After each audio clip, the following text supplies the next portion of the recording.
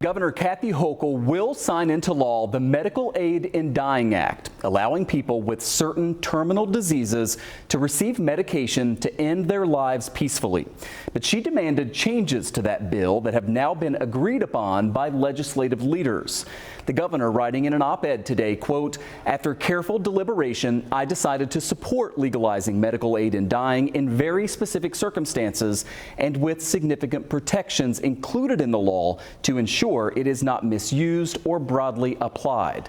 Among the changes, a mandatory 5-day waiting period from when a prescription is written until it can be filled.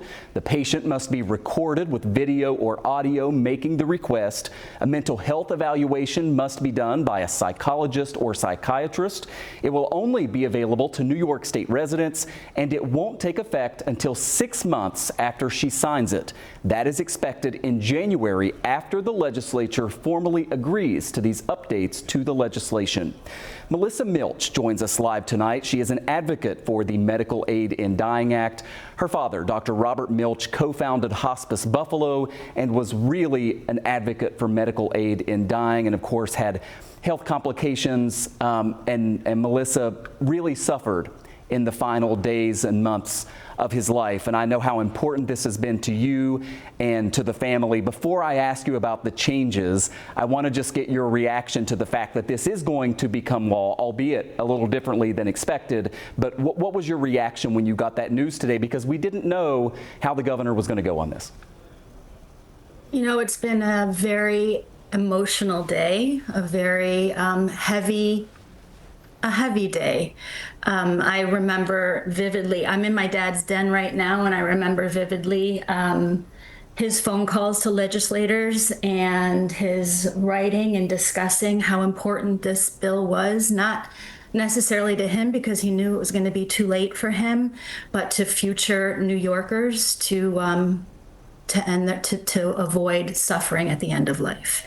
So it's been a whole whirlwind of things. Melissa, we were showing right there some of the changes that the governor is demanding in order for her to sign this bill into law. And I know the folks who were behind getting this across the finish line were very much opposed to some of these things. The mandatory waiting period, forcing someone to go before a psychiatrist or a psychologist, videotaping or at least getting the audio of their request. The governor sort of looking at this like, I want to make sure every safeguard is in place. But some of these are things that we haven't seen in any other state that has already done this. What is your reaction to the changes to the law?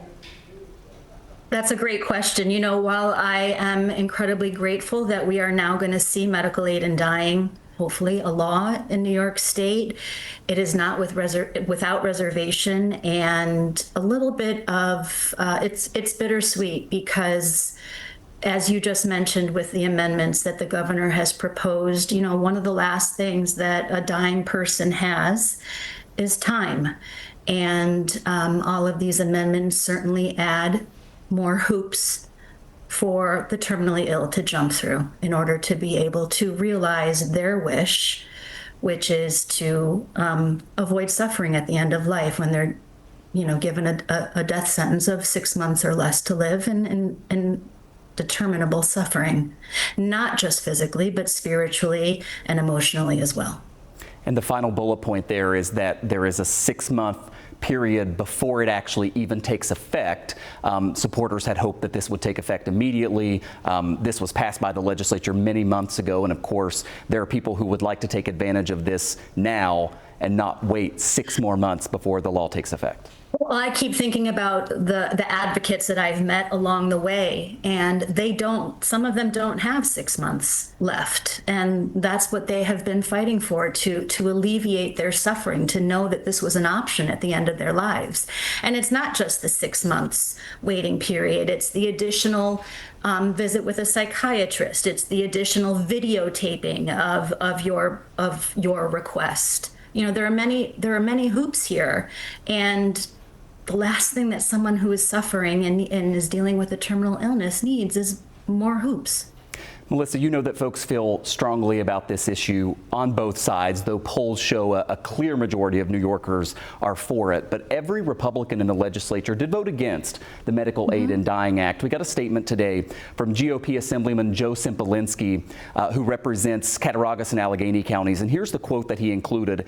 As the father of a daughter with a developmental disability, I fear that legalized assisted suicide will eventually be abused to harm the disabled. I can see a day when someone will induce, trick, or coerce my daughter into killing herself. Now, I want to be very clear with our viewers here that you have to have a terminal disease with 6 months or less to live. You have to have 2 witnesses. You have to have physicians involved. Now you have these other steps that we talked about. So what the Assemblyman mentioned there is just not going to happen. With that said, there are folks watching right now. Not only is that not going to happen, there's no evidence, that has never happened in any of the other states that have passed. It's an important point. But for the folks who are watching who don't believe this is a good idea, what do you say to them? You don't have to choose it. It's a choice. It's an option. It's another tool in a toolbox that helps people who have been given this horrible terminal illness, who have received a diagnosis of 6 months or less to live, another option to look at and investigate. Not for everyone, and it's not required. It is an option. Right. No health care provider.